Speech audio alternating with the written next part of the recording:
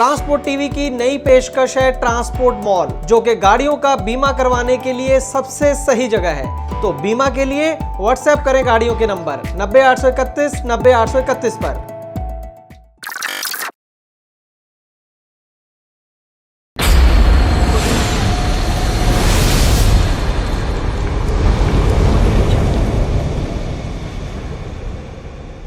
Transport TV पर आपका स्वागत है और आज की ब्रेकिंग न्यूज है सुप्रीम कोर्ट से।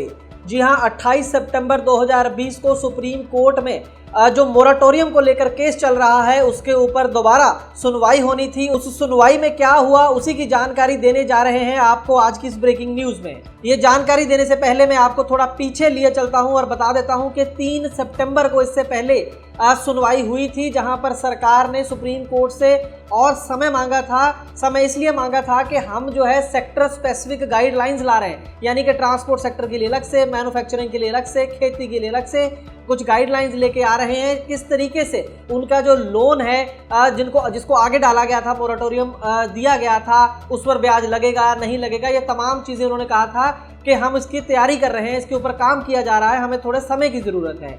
तो वो बात मानते हुए सुप्रीम कोर्ट ने 3 सितंबर को और टाइम दे दिया था और अगली सुनवाई रखी थी 10 सितंबर की। लेकिन 10 सितंबर को भी ये मैटर जो था वो एडजर्न हो गया, पेशी आगे डाल दी गई उस दिन, और इसकी अगली डेट जो थी वो थी 28 सितंबर 2020। और 28 सितंबर को बहुत ज़्यादा ये उम्मीद थी कि सरकार अपनी तरफ से कोई ना कोई गाइडलाइंस पेश करेगी कोर्ट के अंदर के किस तरीके से हम अलग अलग लोगों को, सेक्टर के लोगों को राहत देने जा रहे हैं। लेकिन 28 सितंबर को वहां पर केंद्र सरकार के जो सॉलिसिटर जनरल तुषार मेहता है, उन्होंने कोर्ट में ये कहा कि अभी हमें और समय की ज़रूरत है, हमारा जो है अभी काम पूरा नहीं हुआ है। तो ये बात सुन के कोर्ट ने और समय दे दिया है केंद्र सरकार को, और अब अगली तारीख इस केस की 5 अक्टूबर 2020 रखी गई है। आपको इस केस की थोड़ी सी मैं बैकग्राउंड बता दूं तो 25 मार्च को देश के अंदर लॉकडाउन हुआ था। उसके बाद मार्च, अप्रैल, मई 3 महीने के लिए मोराटोरियम की घोषणा कर दी गई थी, यानी कि अगर कोई भी अपने लोन की किस्तें जो है वो 3 महीने के लिए आगे डलवाना चाहता है तो वो डलवा सकता है। और उसके बाद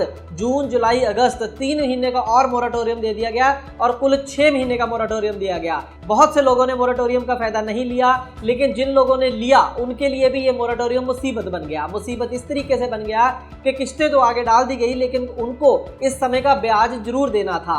ब्याज तो देना ही था, ब्याज के ऊपर ब्याज देना था, क्योंकि वो इस समय का जो टाइम से ब्याज नहीं दे रहे थे, इसलिए, जो कि राहत के नाम पर एक बहुत बड़ा बोझ लोगों के सिर पर लाद दिया गया। उसके बाद गजेंद्र शर्मा नाम के एक व्यक्ति इस मसले को सुप्रीम कोर्ट तक ले गए और उसके ऊपर सुनवाई चल रही है और तारीख के ऊपर तारीख पड़ रही है। हालांकि कोर्ट वर्बल तौर पर कई बार ये कह चुकी है कि ब्याज के ऊपर ब्याज लगाना सरासर गलत है, और वहीं पर जो बैंकिंग एसोसिएशन है वो लगातार उनका जोर लगा हुआ है कि कोई भी और राहत लोगों को नहीं दी जानी चाहिए। और दूसरी तरफ जो केंद्र सरकार का रवैया वहां पर है, वो समय पर समय मांग रही है कि हम कुछ ना कुछ राहत प्लान लेके आ रहे हैं, हमें और समय चाहिए, हमें और समय चाहिए।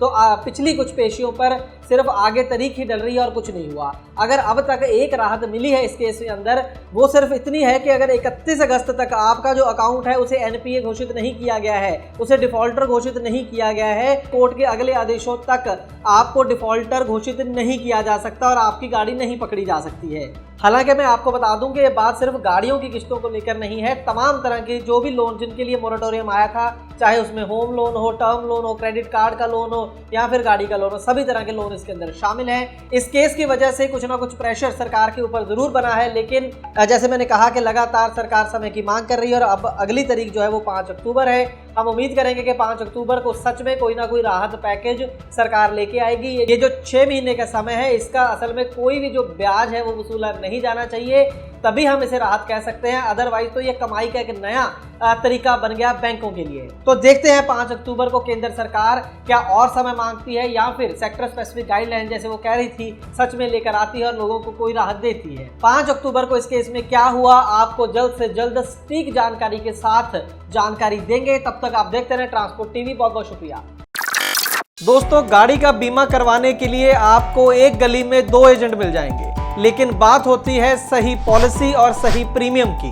ट्रांसपोर्ट टीवी पर हमें हर रोज ढेरों ऐसे केस मिलते हैं जहां पर एक एजेंट ने सस्ती पॉलिसी के नाम पर गाड़ी मालिक के साथ फ्रॉड किया है, लेकिन इसके बारे में पता चलता है क्लेम के समय, और अगर क्लेम की नौबत ना आए तो पता भी नहीं चलता। इसीलिए दोस्तों ट्रांसपोर्ट टीवी लाया है ट्रांसपोर्ट मॉल, जो गाड़ियों का बीमा करवाने के लिए सबसे सही जगह है। तो बीमा के लिए व्हाट्सएप करें अपनी गाड़ियों के नंबर 90 831 90 831 पर। आप भरोसा कर सकते हैं हम पर।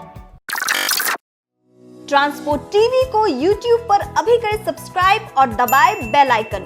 फेसबुक पर लाइक करें हमारा पेज और ट्विटर पर भी करें फॉलो।